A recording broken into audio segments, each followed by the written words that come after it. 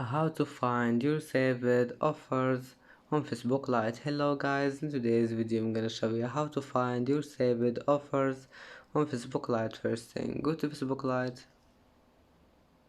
and here just click these three lines, this one in the top corner, and after you click on it just go down here and you will find this one, save it, and click on it, and then you will find your saved items here, and then just click all types and select offers, and here you can find your saved offers on Facebook Lite.